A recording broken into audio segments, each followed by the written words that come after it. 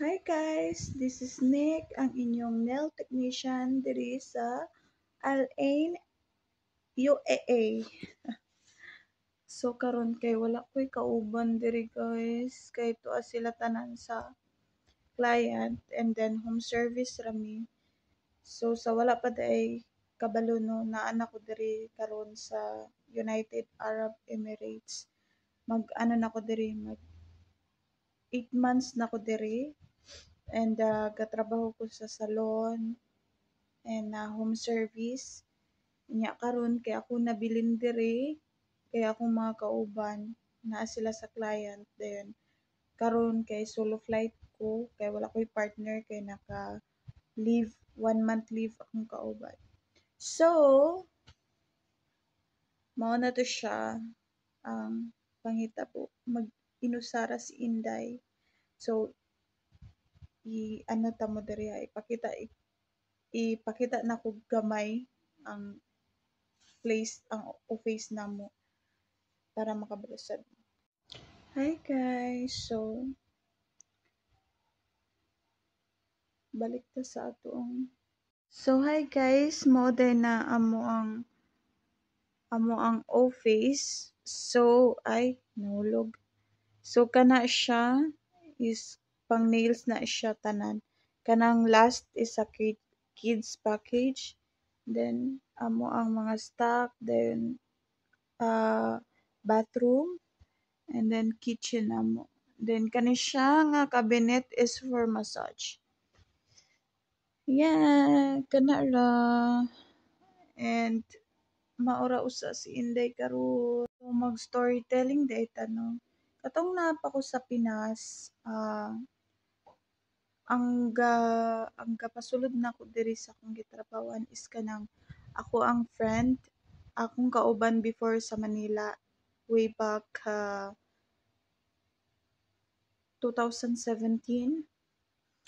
And then iya kong naano siya diri, then iya kong giingnan dito na basin ganahan ko mo work abroad. And then moto ni anak ko nga sige mo go ko ana, but nabuntis ang Inday niyo. Tapos nanganak ko og 2021 ay no 2022. And then nana ko nga dili ko kaana ay nitindog siya giyatay.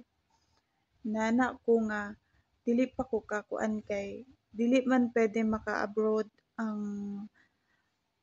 mga months pa ang baby, so kailangan siya makaabot og 1 year or 2 years.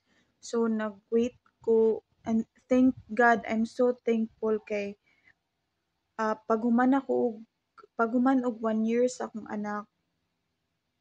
Dayon nag 2 years akong anak. Nag-hiring og usob kaning ako ang gisudlan karon. So ni ana akong friend na modayon ako. So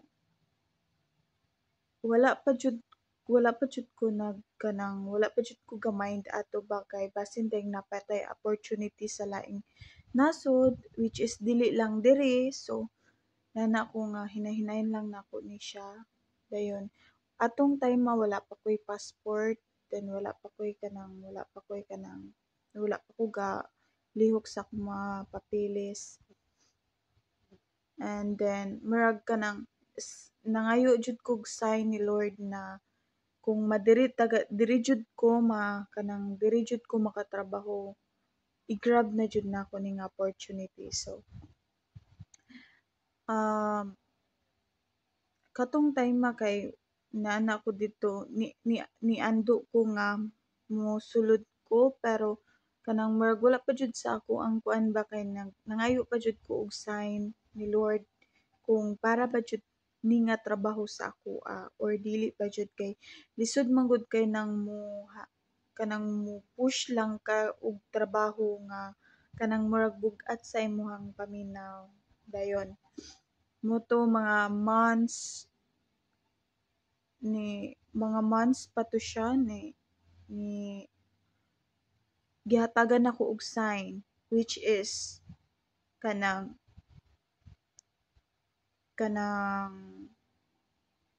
nangayo kog sign nga dapat smooth lang ang pag-process sa ako, which is dali ko makakuha og passport, dayon NBI, um, kanang mga importante nga documents jud, kanang PSA, PSO, PSA kana.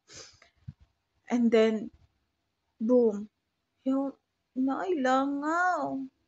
Buang ning langawan ni kanang sumauto siya, dali siya kaayo gyud, and then dali pud kaayo og process ang diri sa UAE. So niana ko nga this is it na jud. So nag-travel ko og mm, July, July um July 4 or no. July 1 nag-travel ko from Dumaguete to Manila. And then akong flight nagstay sa ko og kanang like 2 days dagay 2 or 3 days dito sa ako ang kanang cousin dito sa Mandaluyong. So actually kato nga time guys wala jud ko'y kwarta kay nitrabaho ko niya kulang raman ang kwarta nga ginatrabahoan ako sa Dumaguete. So nana ko bahala na lang jud ang Lord guys. So sa kamaayo jud ni Lord nako nakalahos jud ko paingon diri. Wala ko'y dalang kwarta, then ang akong kwarta nga gidala ato is ang akong amo diri ni iya kong gipalitan og ticket, dayon iya kong gitagaan og 1,000 ra jud guys. Dayon nitabang pud akong friend diri si Ate Marivic niya hatag pud siya og 1,500 sa kuha. Dayon gipahulam ko niya kwarta, oo gibayaran to nako.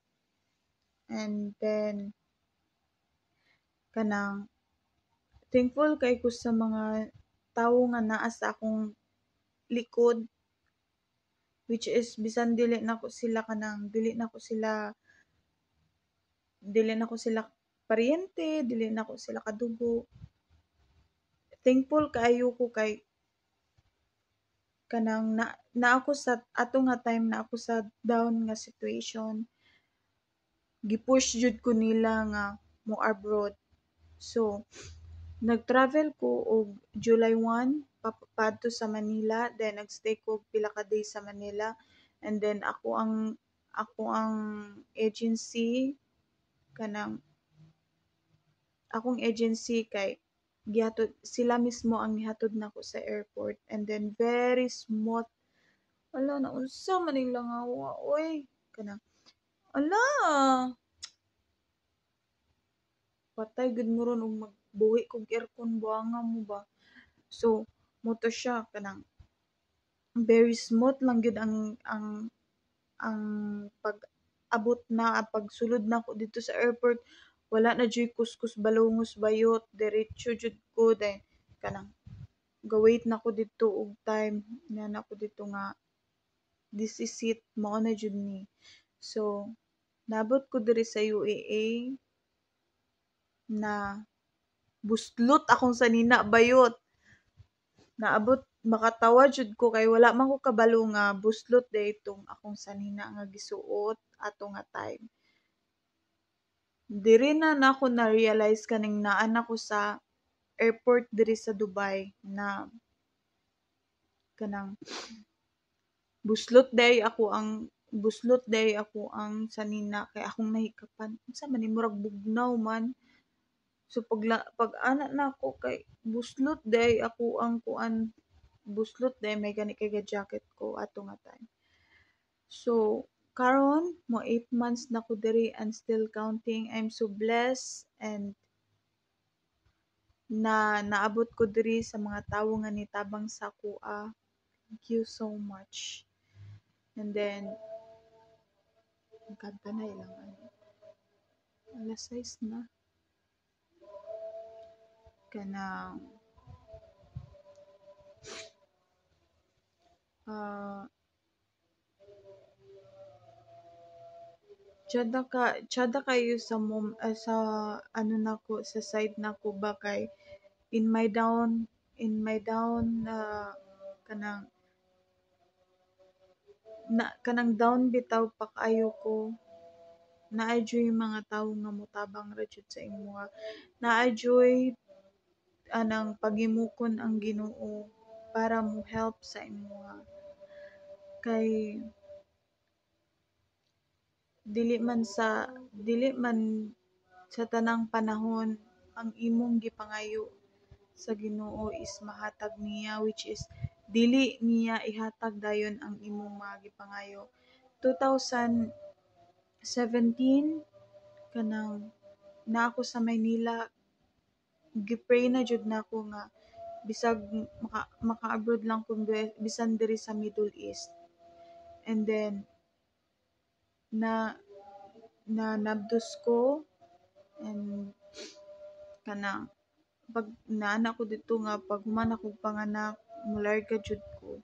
So mao na to guys nakalarga na ko and thankful kay ko kay ngano akong mga kauban okay ra jud kaayo and okay ra pud kayo akong amo. Wala jud siya problema. And then kanang murag nakaanak ko dito ba na pamahala na ni kay wala bi ako sa Pilipinas and layo ko sa pamilya. Oo, 9 hours ra ang biyahe paingon gikan dira sa Pinas paingon diri 9 hours pero it takes years ang na makauli ka sa Pinas. Manang kanang thankful kay ko sa akong friends, sa akong mga kauban diri, sa akong amo kay kanang dili pud siya pabaya and then wala pud kanang dili pud siya unlike bitaw sa uban na siguro kay akong trabaho is salon, dili man panimalay pero makita nako diri jud sa kanang makita jud nako diri sa mga kauban nako bisan diri sa panimalay nila kanang maayo jud og pag-treat nila ba. And muna guys, thankful kayo ko ug gi-bless jud ko maayo ni Lord kay nakatrabaho ko gitagaan ko niya opportunity na makatrabaho diri sa abroad. And then mura to guys akong story and explore pa ta kay mintras bata pa dapat na-explore na nato. And sa akong anak dira sa Pilipinas, stay safe. I love you so much.